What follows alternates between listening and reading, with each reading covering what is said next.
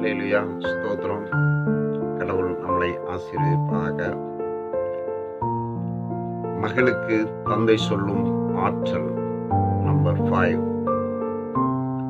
சென்னைக்கு வந்துடுதா மகள்.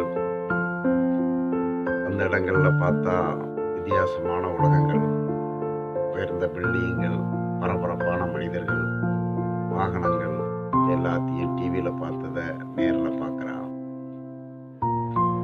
அப்போ அது ஒரு ஃப்ளாட்டு, கிட்டத்தட்ட ஒரு 60 வீடு இருக்கக்கூடிய ஒரு ஃப்ளாட்டு. எல்லாரும் ஒருத்தர் ஹாய் ஹாய் ஹாய் ஹாய். ஒரு பக்கம் சுகி வருது, ஒரு பக்கம் சாப்பாடு கொடுக்குது, ஒரு பக்கம் போகிறாங்க, கார் போகுது வருது, லிஃப்ட் இயங்குது, பிஸியாக இருந்துகிட்டு இருக்கு. அப்படியே ஒரு மத்தியான வேலையான உடனே உப்பு கொட்டுறதுக்காக வெளியில் வரலாம்.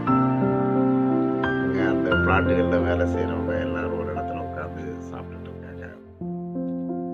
இவ்வளோ பார்த்தோன்னா அக்கா வணக்கம் அப்படிங்கிறா.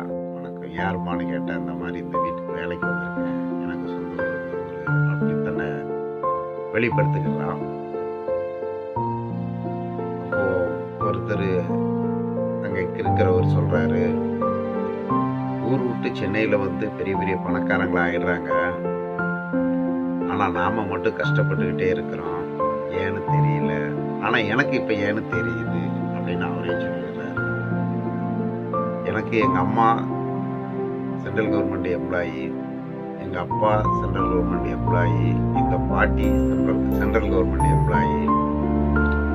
எங்கள் அம்மா என்னை சூடு வச்சு வளர்க்கல, என்னை உதச்சி வளர்க்கல, என்னை செல்லமாக வளர்த்து என்னை கருத்துட்டாங்க. அவரே அவரை சொல்லிடுறாரு. இந்த உலகத்திலேயே பெரிய பணக்காரன் யாருன்னு கேட்டால், கைத்தொழில் ஒன்றை கையில் வச்சிருக்கவன் நிரந்தர பணக்காரன். மீதி பணம் வச்சிருக்கவன்லாம் பணம் இருக்கிற வரைக்கும் பணக்காரன், பணம் காலியாச்சுன்னா அவன் ஏழை ஆயிடுவான். நான் பணத்தையும் சேர்த்துக்கிடல, கையில் தொழிலையும் கற்றுக்கிடல, ரொம்ப கஷ்டப்பட்டுக்கிட்டு இருக்கேன், சென்னையிலேயே பிறந்து வளர்ந்து அப்படிங்கிறார். இவன் என்னன்னு கேட்குறான். எங்கள் பக்கத்து வீட்டில் ஒருத்தர் இருந்தார், உன்ன மாதிரி ஊர் விட்டு பிழைக்க வந்தார். அவர் அப்போ கஷ்டப்பட்டு வேலை செய்யும்போது நான் ஜாலியாக சுற்றிக்கிட்டு இருந்தேன், இஷ்டத்துக்கு ஆடினேன், ஃப்ரெண்ட்ஸுங்களோட சேர்ந்தேன், தண்ணி அடித்தேன், தம் அடித்தேன், கெட்ட வழி என்னென்ன வழி இருக்கோ அத்தனையும் கற்றுக்கிட்டேன். இதே எங்கள் வண்ணாரப்பேட்டையில் எனக்கு தெரிஞ்சு உங்களை மாதிரி ஊரை விட்டு வந்தவங்க மிட்டாய் கம்பெனிலும், முறுக்கு கம்பெனிலும், பிஸ்கட்டு கம்பெனிலும் கடினமாக வேலை பார்த்தாங்க. என்ன மாதிரி எந்த கெட்ட பழக்கமும் வரல. ஊரில் இருக்கிற கெட்ட பழக்கங்களும் நின்று போச்சு. டெய்லி குளிச்சாரு, வேலை பார்த்தாரு, சாப்பிட்டாரு, தூங்கினாரு. குறிப்பிட்ட காலம் வந்ததுக்கு பிறகு அதே தொழிலை ஆரம்பித்தார். கெட்ட பழக்கம் எதுவும் இல்லை. அவரு கூட சேர்ந்து 4-5 பேர் ஆரம்பித்தானுங்க. காசு வந்தோடனே கெட்ட பழக்கத்தில் போய் காலி ஆகிட்டானுங்க. இவர் மட்டும் ஆரம்பிக்கும்போது கையில் பணமே கிடையாது.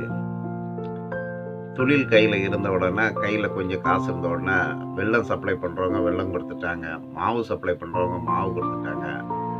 அவரே முதல்ல செய்து கொஞ்சம் காசு வந்தோன்னா 2-3 ஆளுங்களை வேலைக்கு போட்டார், சப்ளை பண்ணார், பெரிய ஆளாயிட்டார். இப்போ சென்னையில் அவருக்கு 4 பில்டிங் இருக்குது. எனக்கு எல்லா வசதியும் இருந்து நான் ஒரு கூலி வேலையாக இருக்கிறேன். அவங்கெல்லாம் பொறுப்பாக இருந்து, நம்பிக்கையும் நாணயமாக இருந்து இந்த வாழ்க்கையை சம்பாதிச்சுக்கிட்டாங்க. நாங்கள் பணங்கள் இருந்தும் பொறுப்பு இல்லாமல், பிரயோஜனம் இல்லாமல் எங்கள் லைஃப்பை கெடுத்துக்கிட்டோம். இப்போ கண் கட்டின பிறகு சூரிய நமஸ்காரம் மாதிரி எங்களால் எதுவும் செய்ய முடியல.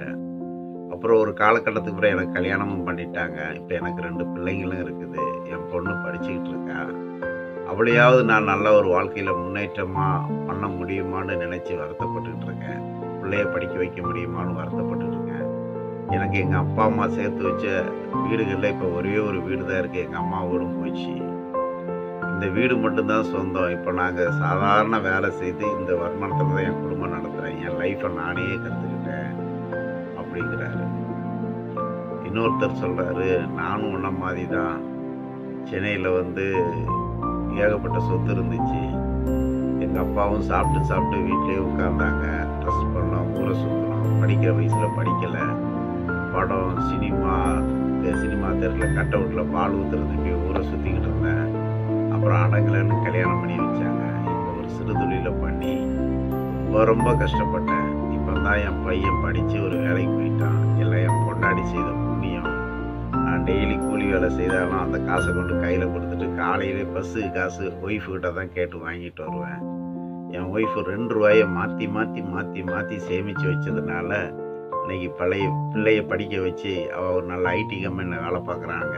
என் மருமகளும் ஐடி கம்பெனியில் வேலை பார்க்குறான். என் பையன் லவ் மேரேஜ் பண்ணான், கிராஸ் மேரேஜ். எங்கள் வீட்டில் எல்லோரும் எதிர்ப்பு தெரிவித்தாங்க. நான் ஓகே பண்ணிட்டேன். நான் ஊரை சுற்றினாலும் தந்தை பெரியாரை பற்றியும் விடுதலையை பற்றியும் நல்ல ஒழுக்கங்களை கற்றுக்கிட்டதுனால எனக்கு அது மேலே விருப்பம் இல்லை. நான் ஓகேன்ட்டேன். இப்போ நான் பொண்ணு எடுத்ததும் லவ் மேரேஜ், பொண்ணு கொடுத்ததும் லவ் மேரேஜ். எல்லாம் கம்யூனிட்டி வித்தியாசம். ஆனால் எங்களுக்குள்ள அந்த வித்தியாசமே இல்லை. நாங்கள் ரொம்ப சந்தோஷமாக இருக்கிறோம். இப்போ என் பொண்ணுக்கு ஒரு ஹோட்டல் வச்சுருக்கா. அந்த ஹோட்டல் வச்சுக்கிட்டதுனால என் பேத்தியே எங்கள் வீட்டில் தான் வளர்றா.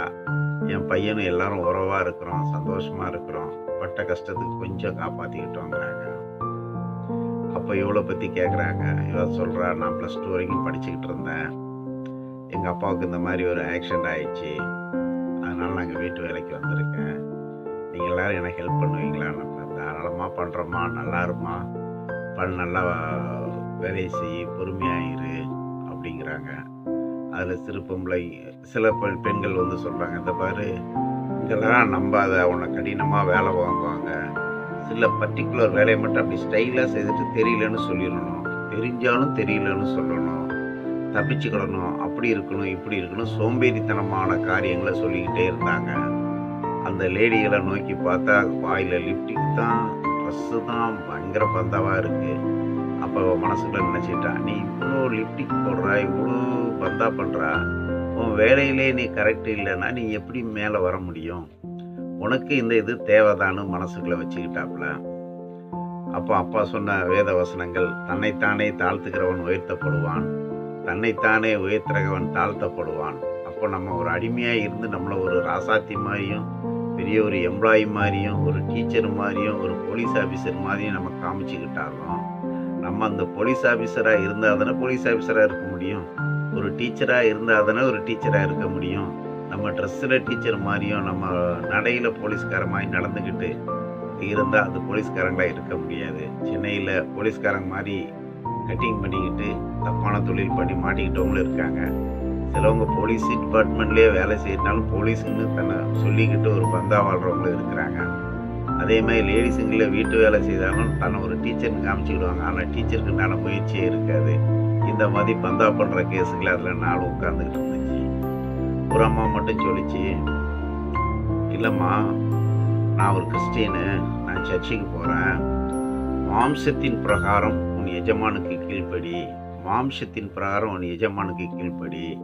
நீ மாம்ச பிரகாரம் உன் வேலையை நீ கரெக்டாக செய்யும்போது, உன் கடமையை நீ கரெக்டாக செய்யும்போது, இளம்பொயிலே நுகத்தடியை சுமக்கிற மனுஷன் பாக்கியவான்ட்டு பைபிள் சொல்கிற பிரகாரம் எவ்வளோதான் பாடு வந்தாலும் கடவுள் தாமே நம்மளை விடுதலையாக்குவார். அதனால் நம்மளுடைய பாடுகளை பார்த்து கடவுள் கண்ணீர் வடிப்பாரே தவிர நாம் தப்பிச்சிக்கவும் முடியாது. அதனால் பாடுகள் நிலைஞ்சாலும் வேலைகளில் கரெக்டாக இரு. கடவுள் உனக்கு கொடுமையான வேலை நடத்தும் போது அதிலிருந்து உன்னை காப்பாற்றி வெளியில் கொண்டு போகிற சூழ்நிலைகளை உருவாக்குவார். அதுதான் அற்புதம், அதிசயம். இன்னொரு வசனம் சொல்லுது, தன் வேலையிலே ஜாக்கிரதையாக இருக்கிறவன் ராஜாக்களுக்கு முன்பு அதிகாரிகளுக்கு முன்பு நிற்கத்தக்கவனாக இருக்கிறான்னு சொல்லுது. அதனால் தன்னுடைய வேலை இழிவானதாக நினைக்கக்கூடாது. தன்னுடைய வேலையை கடமையும் கண்ணியமும் உண்மையும் நேர்மையாக செய்யும்போது நம்மளை கடவுள் கண்டிப்பாக உயர்த்துவாருமா. நம்ம கிறிஸ்துவை நோக்கி பார்த்த முகங்கள் வெட்கப்பட்டு போவதே இல்லை. அவரை நோக்கி பார்த்த முகங்கள் வெட்கப்பட்டு போவதே இல்லை. உன்னை தொடுகிறவன் அவர் கண்மணியை தொடுகிறான்.